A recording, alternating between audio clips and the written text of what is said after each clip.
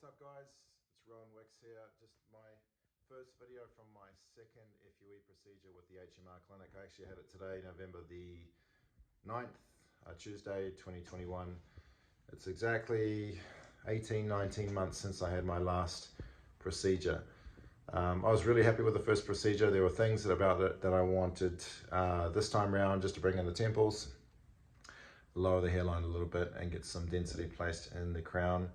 I didn't have enough donor hair to do all of that, so I was able to get more of the frontal end fixed this time around. So just a quick kind of summary. So like I said, I had my first procedure January 2020, where I had 2,500 grafts. I didn't have any hair in the frontal plane, so I got most of that done. Amazing results, really happy. You've seen the videos up till now, so check those out if you haven't. The reason why I went back, like I just mentioned, is to get the frontal hairline thickened up a little bit more and more of the side temporals, which the doctors allowed, which was I was very grateful for. So yeah, I'm up in Northern California, so I drove down. I didn't want to go back on a plane looking like this. So I drove down, left my car at the border of San Diego, had the driver come and pick me up, and then we went to the clinic. I went to the hotel, which is literally a 2-minute walk. It's right around the corner from the clinic itself. Here's the room, by the way. Pretty simple. Excuse the mess. I'm just setting up for the night. Got my neck pillow and all the pillows sorted out so I don't sleep on my grafts. Obviously the toilet and the bathroom. So just very kind of simple lodgings, but it's perfectly comfortable. It's perfectly nice. There's a TV here. I just got some room service. So yeah, here's the results. Today I got just over 2,000 grafts. So all put in the side and the frontal hairline. I asked for it to be thickened, not necessarily lowered. So this will all grow back probably within month 3, month 4.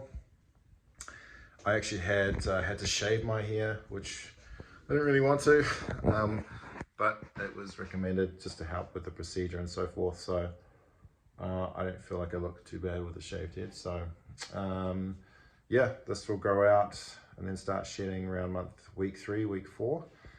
And then everything should start coming back around month 3, which would be great. So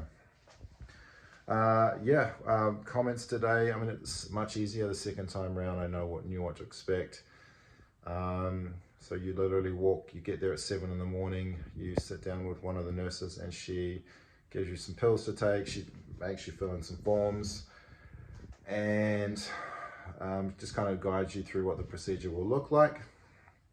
The doctor then comes in and then draws out your hairline, what you want, what's realistic, what's achievable. He'll take a look at your donor hair as well at the back and tell you how many grafts you can get for the day. They typically don't do any more than say 25 to 3,000 grafts, not even that sometimes. What else? Once that's all done, you then get into your robes and then you go into the room. And you'll spend the first 3 or 4 hours, depending on how many grafts you have, you're on your stomach, facing down, and then they start taking out the donor hair from the donor area. And then it takes us, like I said, it takes about 3 or 4 hours. And then you have a break for 10 minutes, you have some lunch, and then you come back in and you lay on your back, and then they start plunking it wherever you want your hair. Again, they're gonna. Oh, what I forgot to mention is the anesthesia shots. So they will take, you'll get some shots in the back of your head just to numb that area. It is a little painful.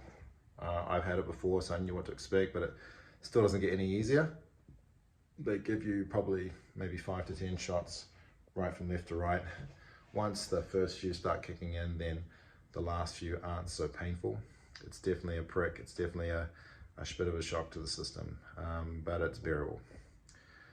They do the same in the second part of the surgery where they numb the area where you are going to receive the hairs, the recipient area.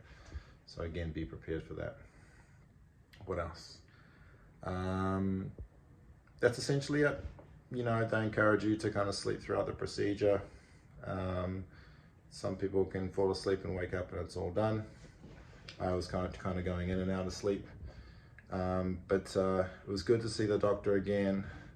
You know that you're in great hands. These guys are extremely good at what they do. Very, very trustworthy, very, very ethical, which is what I love about this clinic. Everything's clean, everyone's very nice, everyone spoke English, which obviously helps. And you just feel like you're in good hands. From the minute I drove down to the San Diego border and somebody picked me up, and the great service starts from there. So it's a very well-run organization, and something I would highly recommend.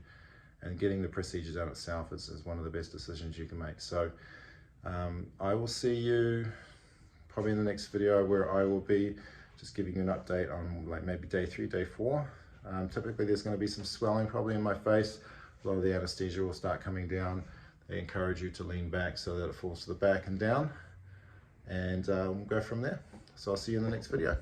Ciao.